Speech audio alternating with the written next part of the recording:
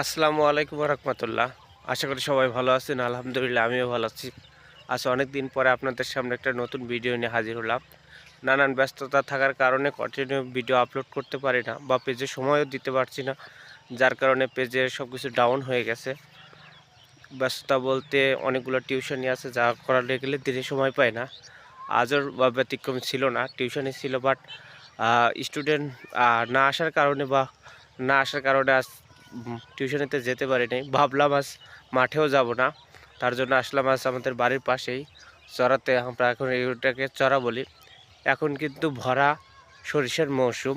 আমাদের এখানে বছরে দুটা চাষাবাদ বেশি হয়, সেটা হলো এক ইরি ধান আর দুই হলো সরিষা। উঁচু উঁচু জায়গাতে অন্য অন্য চাষগুলো হয়।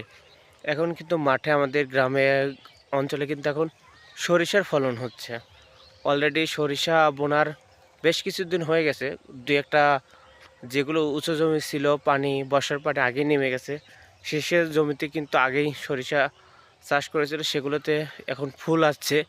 হ্যাঁ, কিন্তু যে আমার এই পাশে আছে, এই পাশে অনেকগুলো জমি আছে, এগুলো কিন্তু বর্ষার পানি থাকার কারণে ওইভাবে আগে চাষাবাদ করতে পারে না বা রোপণ করতে পারে না সরিষা।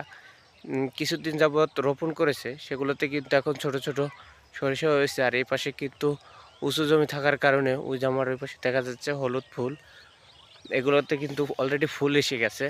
আর কিছুদিন পরেই কিন্তু গ্রামের এই ঐতিহ্যতা সৌন্দর্যতা আরও হাজার গুণ বৃদ্ধি পেয়ে যাবে।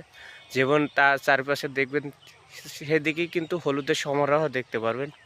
এখন যেমন মাঠঘাট একটু রূপ বৈচিত্র্যময়, আর কিছুদিন পরে তো দেখতে পারবেন গ্রামের ঐতিহ্য সেরা মুহূর্তগুলো, যে সব মুহূর্তগুলো হয়তো শহর অঞ্চলরা কখনোই দেখতে পারবে না বা উপভোগ করতে পারবে না।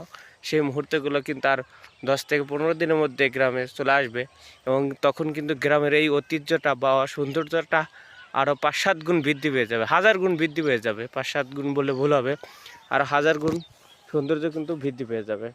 দেখুন এখন যে চারপাশে তাকাচ্ছেন, হয়তো আধমরা হয়ে আছে, যেহেতু শীতকাল, গাছগাছালিগুলো আছে, ওইভাবেই দেখা যাচ্ছে না। কিন্তু আর বেশ কিছুদিন পর, অর্থাৎ 10-15 দিন পরের মাধ্যমে যখন এই সরিষাগুলোতে যখন ফুল আসবে, চারপাশে কিন্তু তখন এই ফুলের সমারোহ দেখতে পাবেন। এবং সেই বিভিন্ন শহর অঞ্চল থেকে কিন্তু তখন ঘুরতে আসবে এই গ্রামের সৌন্দর্যটাকে উপভোগ করতে।